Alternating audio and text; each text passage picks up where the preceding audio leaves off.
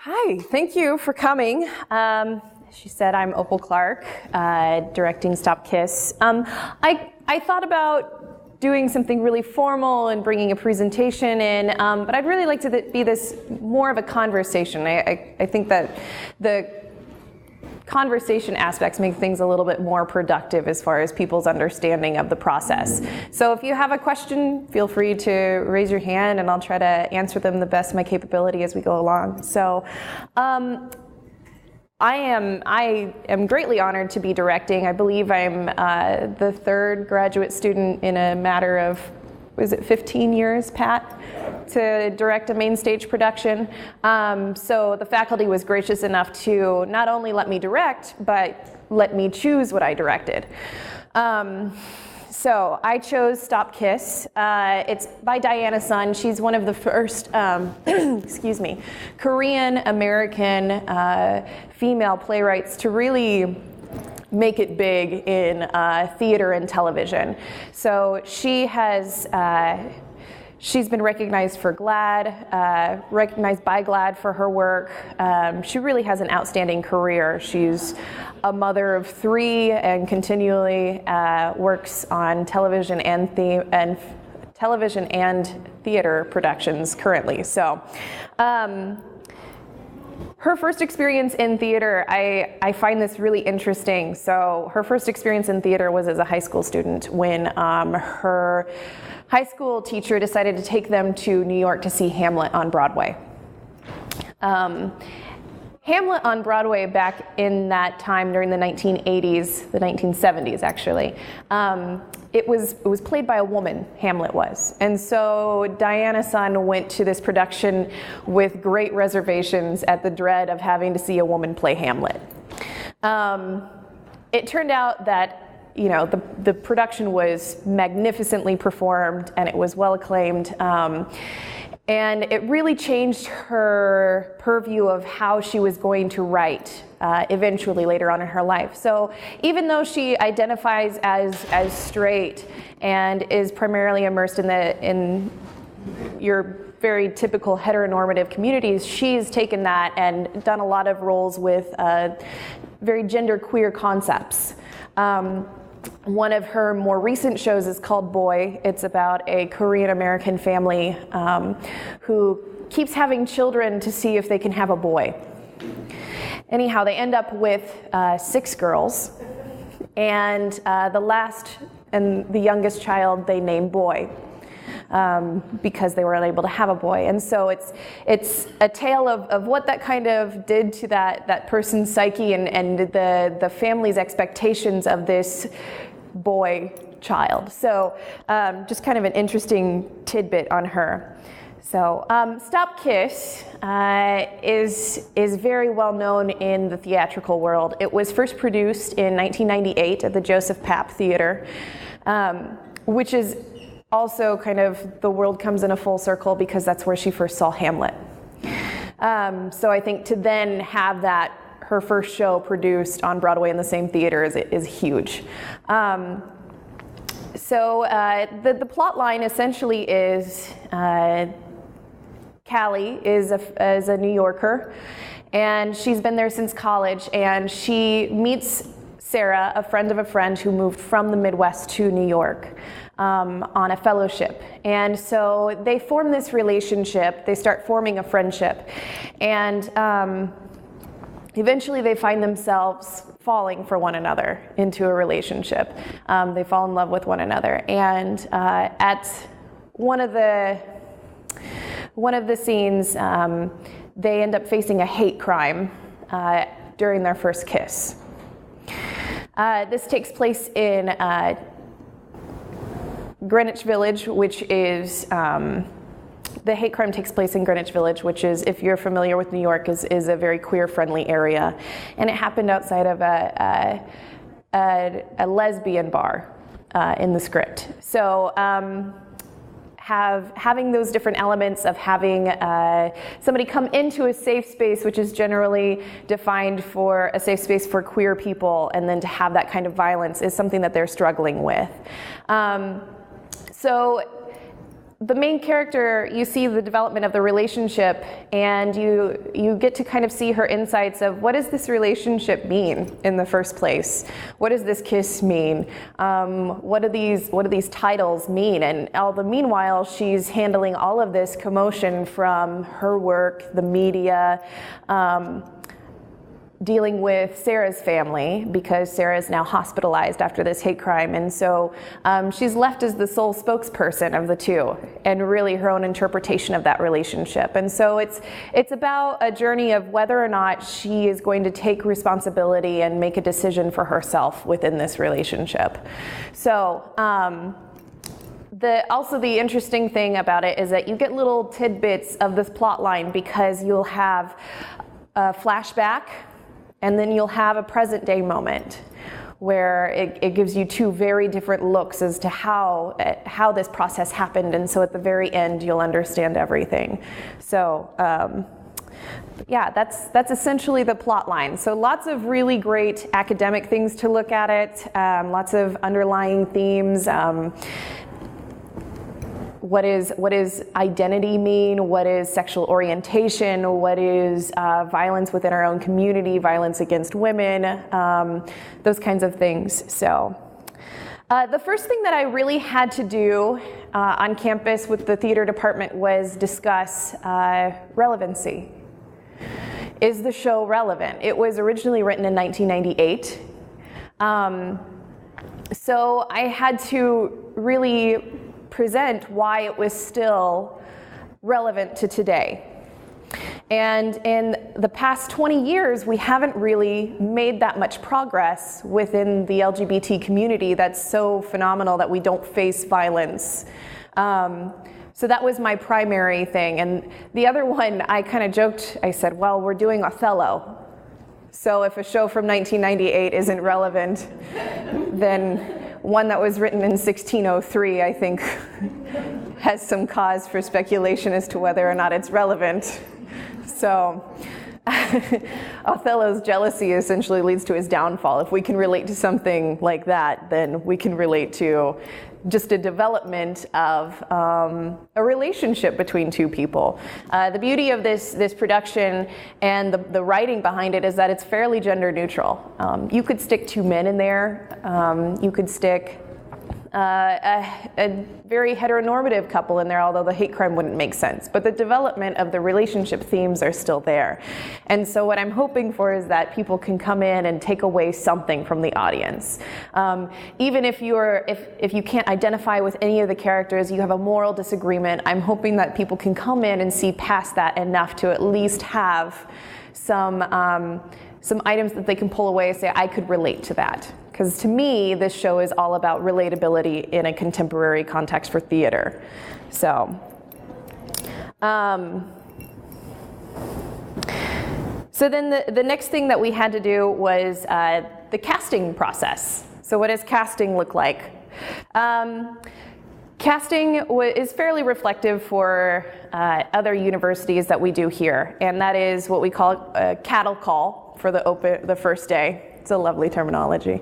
But we see anyone and everyone. And so the way that I picked portions of the script strategically to ensure that everybody would be comfortable with the content. So that meant being very forthcoming with, okay, here's a kiss scene. You need to make sure that you're comfortable with this.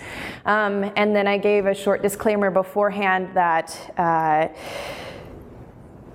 the actors needed to be comfortable with kissing someone of the same gender, and that I wasn't here to have any moral arguments. So if you had something moral issues with the script, whether it be the explicit language that's in it or the themes or content, then you're welcome to step out of the room, is essentially the disclaimer that I gave. So I saw everyone, and I tried to make sure that I read them at least once or twice. And then the second day is when we called them back. So some of the things that I took into consideration for casting is, first of all, racial diversity was incredibly important, not only to the playwright, but to myself, in that if you cast an all-white cast as a representation of New York, you get New York City, you get a highly inaccurate representation of life in New York. You end up getting Friends, right? Which has like one random African American show up in season 9. Not even, there's no color within the first few seasons, which is just never the experience that I've had in New York City. So, and not an experience that I wanted to portray here. Now, obviously, we have a very whitewashed community. We have very little diversity, but I was lucky that we did have a few POCs show up to auditions, and I got some diversity, and I was very lucky in that those people that did show up that were of color, I would have cast them regardless. It wasn't a defining thing for me, so I was very fortunate in that, making sure that the racial diversity was represented on stage. So another thing that I really needed to look at was how heteronormative are the body types that we're casting into this production. What I didn't want to end up with was just a voyeuristic look at what supposed lesbian life looks like. So ensuring that we didn't just have thin, white, blonde bodies on stage was very important to me. So body type was definitely a factor in when I was taking this into consideration. Making sure that however the audience would perceive this, it would look realistic and not like Cruel Intentions with Sharon Stone. I'm sure a lot of people don't know that. So any questions so far on any of the process or things like that? No? I want to know how you found the play. I initially came across it when I was in my early 20s. It was put on at my undergraduate. And I was drawn to the piece because it was the first thing that I saw that was reflective of my own community on stage. I think when you're a part of a marginalized population and you see yourself in whether it's the media represented or a theatrical production, and you see some of that content that you can for the first time relate to that's empowering for your community. And the fact that it wasn't a stereotypical look that we thought about of lesbians in the late 1990s, early 2000s. The fact that it was presented in such a way that it actually felt realistic was huge for me. And so I've known since I was younger that if I wanted to go on to graduate school, what I would be doing is Stop Kiss, which is initially how I got into the script. So, yes? Did you have to change language or references? I did. To fellow, and sometimes languages change and sometimes the original is used. So what happens when you stop here? Sure. With a period piece, you play Othello as Othello typically. I mean, you can update it in early 1600s. I chose to not do Stop Kiss as a period piece, which would be sticking with 1990s style of dressing, 1990s style of set, language, content, all of that. And I really wanted to update it because I still feel as though it's incredibly representative of issues that we still face today. So I updated small things such as in the script, there's a $10 cab fee to get across New York City, which if you can find a $10 cab fee in New York City now, I mean, God bless you. Let me know where it is. And then updating toll road costs when they talk about it. And then the biggest challenge was taking the landlines out from just a statistical, just like a really straightforward standpoint. The answering machine doesn't click on anymore. Right? So, which is a point of reference in the show, is that the answering machine suddenly comes on and leaves a voicemail. So that definitely a challenge in trying to figure out, okay, we're in the age where pretty much landlines are dead. How am I going to translate this to make it realistic on a cell phone? So that was one of the things that was a challenge in trying to figure out. Plus some of the references, they reference a couple of other television shows.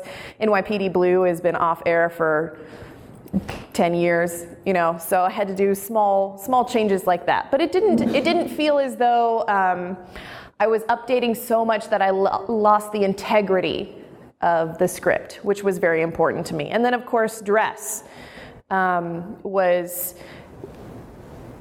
what you would wear in today's everyday life. So it's interesting because it's been 30 years since the 1990s, and 30 years is typically when costuming, when style has a tendency to roll back around for things to come in and be trendy. So in the 90s, we have 90s grunge, right? And then now, all of a sudden, straight girls are wearing flannel again. So that was, when I was in my undergrad, there was not going to be a straight girl in sight with flannel on. And so the costume designer came to me and she said, I have Callie in a flannel shirt. And I went, ooh, I don't know. And then she reminded me of how much flannel people just wear on a day-to-day basis now. So things like that are interesting reflections of how it would have been originally produced to now, having those kind of parallels in like just a slightly different format. Those were interesting to go through. But yeah, on casting, the other thing that I was really concerned with was the representation of the LGBT community within the cast itself. These women are at the beginning of coming out, or not coming out. The story doesn't really tell us whether they do or they don't, but it leads up to the audience's imagination. But they have to be heteronormative passing in that. So while there's a lot of butch and androgyny and visibility within theater and television, unfortunately I couldn't cast anyone that would have been perceived as that, because it wouldn't have been realistic for the script. While at the same time not wanting to cast someone who was so heteronormative that someone in the LGBT community wouldn't sit in the production and go, well, this sure as hell isn't right. So that was definitely a struggle of mine. And a lot of directors, there's a lot of directing theories on whether a queer individual should be playing a queer role. For this campus specifically, and the fact that we do have a smaller theater department, it's not the smallest, but it's smaller in comparison to UCLA or even Knoxville, UT. So I went into it with the mindset that, okay, everyone in this room is going to be straight. Now, who can best represent the community without having a mirrored reflection of the community? So, and that has been my primary concern with the cast this entire time, is ensuring that they are best representing it while maybe not being able to relate to it directly, or being a mirrored representation of a mirrored reflection of someone that you would find within the community itself. So that's been a huge challenge for me. Now, I did have one of the actresses come out to me during the process, and I didn't ask I can't stand at the door with their audition sheets and go, just mark a box on the sexuality spectrum here. Just mark a box for me. So, like I said, I just went into it with with the assumption, for my own sake, that everyone was going to be heterosexual. Now, one of the actors, like I said, did come out during this process eventually, weeks later in rehearsals, which was I always find interesting. But that has been a very big challenge. How do you communicate an experience to someone like a hate crime that has never been faced with that before? And that's been a lot of that's been a lot of research for me and a lot of trying to think a little bit out of the box and making sure that I'm not putting myself in a box on how I can get someone to truly grasp something that they would never really have to face. So did you do that through like conversation with your actors? Were there activities? There's been a lot of conversation, a lot of dramatic analysis. A thing that I like to stay away from is the danger of trying to get someone to relate to it so personally. And this has been slightly, it's not been a huge problematic issue, but slightly problematic in that people try to make their own relationship to what happened in the show, but at the end of the day, it's still not the same thing, so it wouldn't be representative of the experience of that character.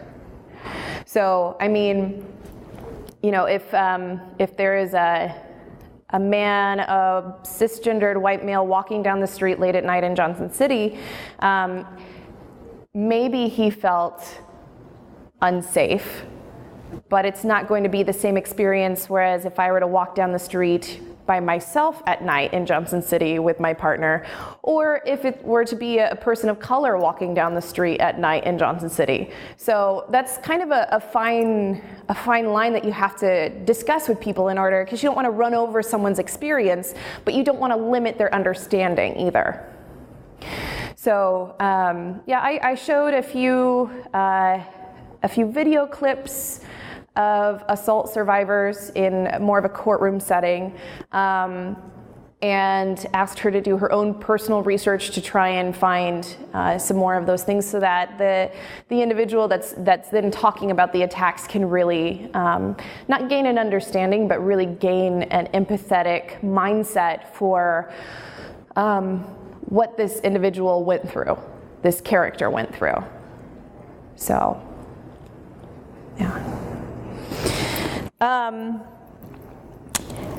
A few other slight conflicts, and when I say conflict, I mean that there are like speed bumps. So this show is very much about the normalization of same-sex relationships. There's nothing political about it.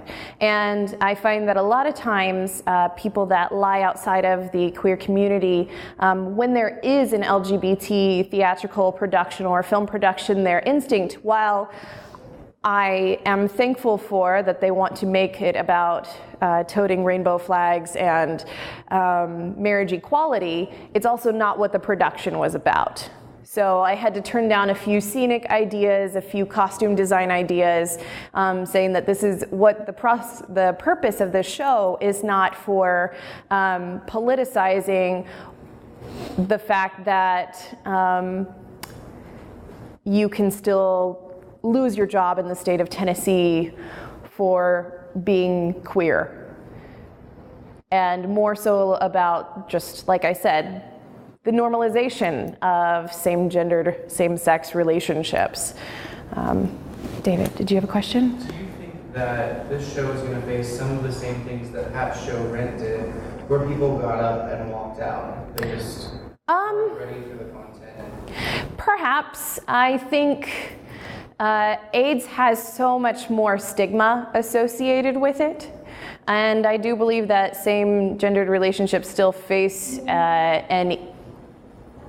a lot of stigma, but Rent is very sexualized. And I'm hoping that the sexual aspect, while you can't neglect it in Stop Kiss, it's not the primary focus of Stop Kiss either. Does that make sense? It's more about normalizing the relationship and less about the sexual. It's honestly, it's about a love story. To very simply cliched put, it's about a love story. It's not about whether or not Callie and Sarah were sexually compatible. Those kinds of aspects, which were brought in Rent, on whether or not, you know. I mean, you can't deny the masturbation scene or the sex in a bag scene in Rent. We don't have any of those things that are in Stop Kiss. we could meet some resistance, and it is very possible, but we also have to recognize that we're on an academic setting in a university. So I think that's different than maybe putting it on at Johnson City Community Theater. It just brings a different kind of audience, a different kind of clientele too. So, I mean, but we'll see. I don't know. I can't predict the future. I mean, there are going to be intro students who are required to go to the group who I know don't necessarily agree with the moral issues behind the show. So. Yeah, Raven and I talked about that, intro students having to go for their class but not necessarily agreeing. Yeah, and I always think it's good exposure and just into diversity in general. And it would be nice if everybody walked away from the show feeling the same way that I did about the LGBT community, but that's also, it's not realistic. And not necessarily a thing that, I would want that all of a sudden everyone wakes up and thinks like me. So those are, it's something that I'm prepared for. It's something that I'm also familiar with. When I was in my undergraduate, my college was just down the road from the Westboro Church. So we frequently got picketed for the Laramie Project, Stop Kiss. The Arts and Sciences graduation was always where they thought the queers were. College of Engineering never got picketed. So yeah, I mean, we'll see. I mean, it would be interesting. I think there are some ups and downs. Do I want that to happen? No. Would it bring maybe a realistic look to some people that don't know that we're still facing these kinds of issues? Probably. Did your last show face the same challenges, different? How do you feel about the two? My last show? Yeah. The Underpants? Yeah. Well, that was a comedy written by Steve Martin, so it's a little different. I had a gender-bending character in there. There was a little bit of community misunderstanding. There was some Semitic jokes in there that they didn't get at all. I don't know if they've ever met a Hasidic Jew in this region. So some of the things that I thought were hilarious fell flat in that show. Look, learning process, right? And a greater understanding of where you live is always important to keep in mind as a director. So, yeah. Oh, I had a thought and now it's leaving me. I also think it's interesting, this is kind of a criticism that I have for the, not a criticism, but just a thought about the playwright, is that she really felt that an attack on two women who were perceived as heteronormative would resonate with an audience as opposed to a butch versus femme or butch and butch lesbian type attack, which is why she wrote it the way that she did, which I think for 1990s was probably smart. Today I question as to whether that relevance really needs to be there or not. Women having shorter hair is not a faux pas anymore. It's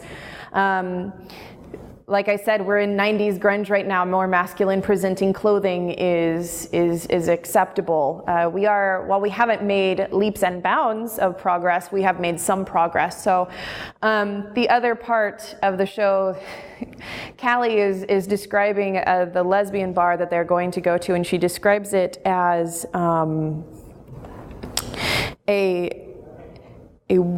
a warm and smiling place where there's just one line for the bathroom. And I cringe inside a little bit every time when I hear that line, because I think, wow, what a fantasized view of female queer bar scene areas. I mean, for one thing, femme invisibility within our own community is really big.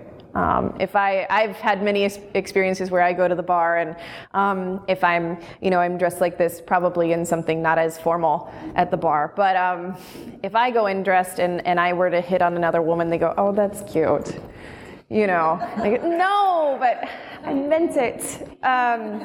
So things like that, and that's a very trivialized version of what femme invisibility really looks like within our own community. We have issues with that. But also the fact that it was just a very heteronormative view to take on that lesbian bars are these wonderful smiling places where everybody's warm and welcoming. I haven't been to that place. It sounds lovely. Yes? So just as like a sort of historical or contemporary counterpoint, do you know about the New Jersey Four? The New Jersey Four? A play? No. It's like... It sounds like a play. A sort of media brand of them. So it was a group of masculine descent women of color in the West Village who, this was maybe like 5 years ago. Okay. Who encountered like a homophobic attack, right? Some guy came up to them using slurs, etc. And things intensified and got physical, and this group of women basically beat this guy up, right? With assistance from, I think, like a heterosexual white guy who was standing nearby. Mm-hmm. So it was self-defense, right? That was the sort of the hoopla that followed this event. Sure. Was all centered on that because I think there were like 6 women initially involved, but 4 of them were in prison and were in prison for very long terms. They were all enforcement. Right? Oh, so, right. Yes. So it's now really I know what you're talking. Like, and think piece in relationship to this other hate crime in the West Village. Yeah, absolutely. I mean, if I wanted to bring the issues in my perfect world, if I wanted to bring the issues and use this as a social justice piece, how I would update it most would probably be with Sarah, who's the person that suffers the hate crime. I would cast them as a trans person of color, a trans woman of color. I mean, that's statistically where the most hate crimes happen within our own community. So if I wanted to update it so much, I would cast it like that, and I think it would be a really interesting, and I think it would be a really viable piece to work with. But in this area, I think then is when we would see more resistance, just in recognizing that we're in the Bible Belt. It's interesting that you brought that up, because in my research, I'm reading a lot about the lesbian Avengers, which were the 1990s to late 70s to 90s era lesbian Avengers who did things like that. They picketed with very upfront, what other people would consider volatile language in order to make a stance on. They used language such as, they used dyke a lot, they used queer a lot when it was more of a marginalized word. We've kind of done the reclaiming of the word recently, but yeah, there's some interesting comparisons there. We still have these going on, and some of them would dress up like superheroes, hence the lesbian Avengers. But yeah, and they used their femininity to really exploit their message, is kind of how they attacked it. So, yeah. Any other questions?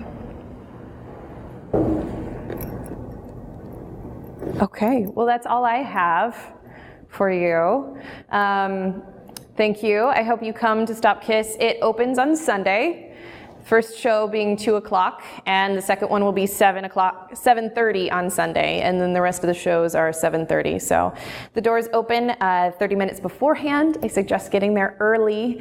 There will be about 65 seats per performance. So I believe we're almost sold out for Sunday. So I suggest if you're interested on going on Sunday, go ahead and pick up tickets. So I might add. Is this something? It's mandatory for my intro class. If they don't go, they fail the course. So 177 students. And it's mandatory for the honors class you spoke to yesterday. yes. And there are 22 students. And I know they won't miss it. So So that's 200 seats out of 360. 360, yeah. How many night performances? The 2nd through the 7th. 2nd through the 7th? Yes, with 2 on Sunday, so. So I'm figuring there's about 100 seats that I haven't taken. So people might get disappointed if they wait to show up. I would go on the webpage and get your tickets. Yeah, the webpage, if you go into the theater department and scroll down, you can go to box office and purchase your tickets there. So they're about $5 for students and $10 for community and faculty, I believe.